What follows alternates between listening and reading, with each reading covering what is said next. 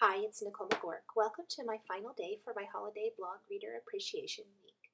Today I have this Copic colored Santa card. This is a Penny Johnson stamp, plus some cute little punched reindeer gift tags to share with you. First, I'm going to share how I made the card, and this is an 8.5 by 4.25 inch piece of cardstock that I scored with the Martha Stewart scoring board. I scored it in half, and then I scored one of the sides in half again to make it a fold-out card.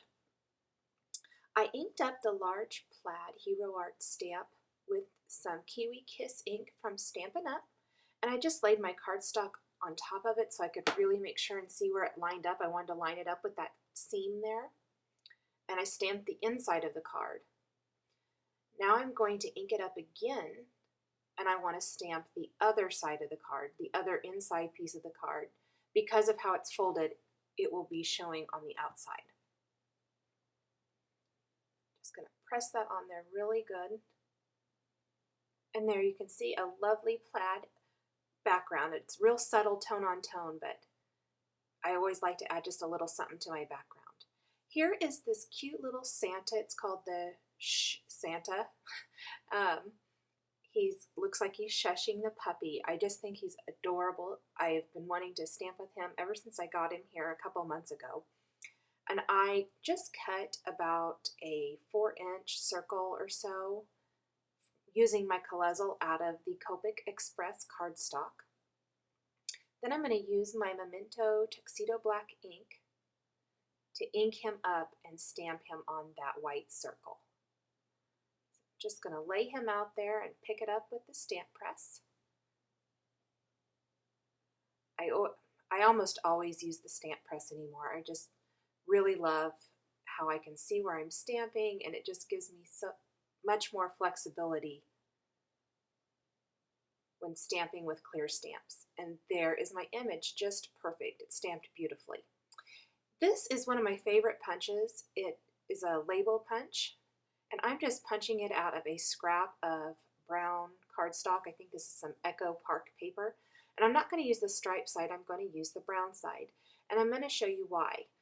When I add that at the bottom, it's almost like a homemade snow globe. I did some snow globe cards here a while back using the Silhouette to die cut the snow globes.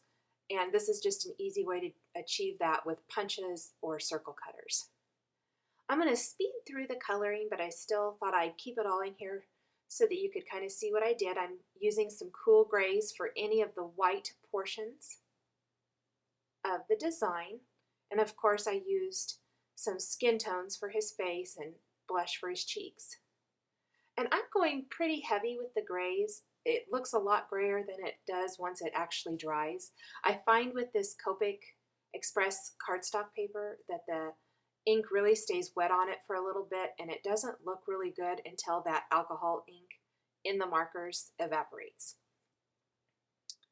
Just using several reds. I'm starting with a pretty light red. That's R24. It's a prawn. And then I'm using R29, I believe, and R39. I believe lipstick red and garnet red. The face was E000, E00, E11, and R20. The cool grays were C1 and C3. Going back in on his outfit and adding just a little bit more shading, blending it all together. For his boots, I'm going to use some warm grays to eventually achieve a dark black, almost black color. I never like to use just black. And I used, I'm not sure. You'll have to check my blog post to see exactly which ones I used. I know it ended in, the darkest was W7, warm gray 7. And here's the tree. I'm using some greens to color in the tree, add some shading, darker shading there. And then I just picked some really fun, bright colors for the Christmas bulbs. I really wanted to add a pop of color to the card and not make them all red or all yellow or anything like that. And I am adding shading to them subtly, but I'm not going back over them with the light marker because when you color in such a small area like that, it sort of naturally blends together. coloring the ribbon on the tree, a little bit of red there. That was the lipstick red. And then I picked a little bit darker color, a darker shade of red rather, for his bag. I still wanted it to be red, but I wanted it to stand out a bit from his outfit, using those warm grays again for the string on his toy sack. And there you can see that red pop out against his coat. Just coloring all of that in. And the great thing about this particular design is that it really shows you where to add your shading. You can see I went right in any of those marks there and added a lot darker color, and now I'm going back with my lighter color and blending it really well. And then I'm adding those fun pops of color to his toy, those patches on his toy sack.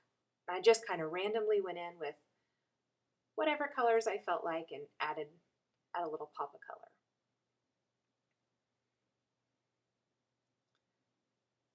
Using warm grays on his belt, same ones I used for his shoes.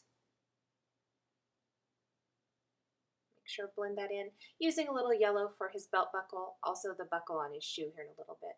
And I'm using several shades, about 4 shades of tan or brown for the puppy. There we go. Sorry, I was out of the line of the camera there for a minute. And you can see as you add each additional layer of color, how it really transforms the design and gives it that depth and dimension that you want. Go back over it with your lightest color to blend it all out. Thought I was going to add white to his eyes, but I didn't like it, so I just colored back over him with a Copic marker. Okay, once the design is all colored, I'm taking some tumbled glass distress ink, and I didn't bother masking it off because I'm not adding the ink heavy at all. I'm just adding it around the edges to give it the look of a glass snow globe. Just wanted to add some definition and just a tint of color. Or a hint of color, I guess I should say. And there's what it'll look like on the front of the card when it opens. Next, I'm going to take some white ink and I'm going to ink that label I punched earlier with Season's Greetings. This is from an older Hero Arts stamp set. If I can find the set still available, I'll link you to it. Otherwise, I would just use any Christmas greetings set that you own. I'm going to adhere that right along the bottom of my little Santa design. And next, I want to use a greeting for the inside of the card. And so I'm going to use this greeting from one of the 2010 Hero Arts sets, new for this year. Wishing you all the wonder and magic of Christmas. And I just stamped that with some black Memories ink. And you can see it, but once I add that Santa part to the front flap of the card, it will hide the greeting inside. Just centering it over the center of my square card. And there when it opens. And that was, I added a little ribbon and a button and some gems and the card was finished. The next thing I did was create some easy punched gift tags using this cute little reindeer head silhouette punch from EK Success. I punched it out of some scraps of brown cardstock, and now I'm simply taking some Martha Stewart glue and adding them to those antlers. And then I'm going to use some black flocking powder to give them some, first of all, color and also some nice texture. So you just want to tap that on and then set it aside for a while. Then I punched a couple of different size circles, 2 1/4 inch and 2 1/2 inch, both out of scraps of cardstock and paper. And then I added some mismatched googly eyes to my little reindeer and a felt brad to his nose and added a string, and the gift cards were finished. Very easy.